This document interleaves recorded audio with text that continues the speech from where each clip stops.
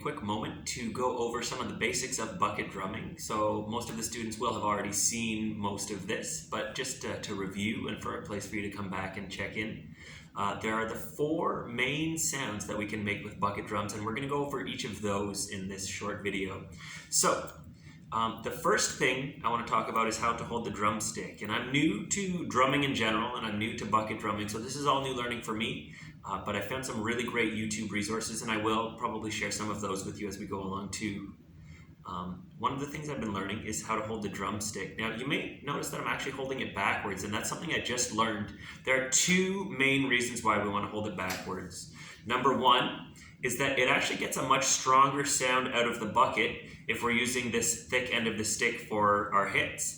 And the other reason is that if we're using this end of the stick, there are 2 things that could be broken. And number 1 is that this thinner end is easily broken, and if we're especially using on the rim of the drum here, it's prone to shatter. And the other thing is that it can actually cause cracks and breaks in the drum as well, whereas this thicker end is less prone to breaking itself, and it's also less prone to damaging the surface of the drum that we're using.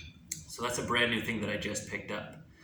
So we're going to hold them backwards to the way that you would ordinarily expect to see a drumstick held. And we'll start with thumb and forefinger around it, and then you're just loosely gripping it with the other fingers. Most of the swinging motion of the drumstick comes from your wrist, so you notice that it's kind of moving back and forth freely between the sort of heel of my hand or my thumb and my fingers. So there's not a lot of arm movement happening. Most of the rhythm and most of the movement is coming just from the wrist, and the stick itself is swinging a little bit in the hand. It doesn't take a lot of force to get a lot of sound out of this either, so it's actually better to kind of pull back the energy and go a little bit more gently if possible. So with those in hand, we're going to go over the 4 different sounds that we can make. They are different pitches, so it goes kind of from high to low. These are the sounds. If we tap on the side, we're kind of going to use that as our hi-hat sound. So on the drum kit, that is the 2 cymbals that sit on top of one another, and usually that's a kind of a sound. So that's going to be our hi-hat sound. The second sound is on the rim of the drum.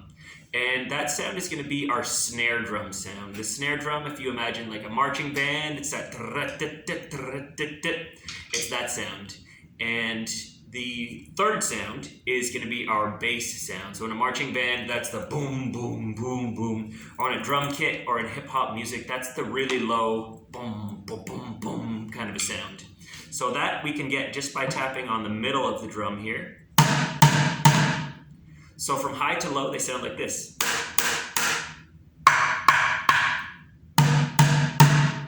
And the 4th sound we can create is simply by clicking these together.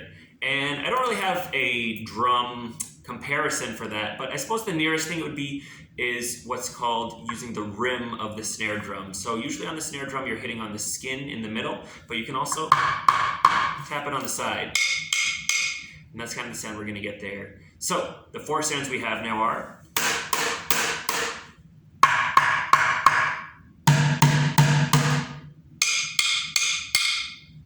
and that'll be all for this video.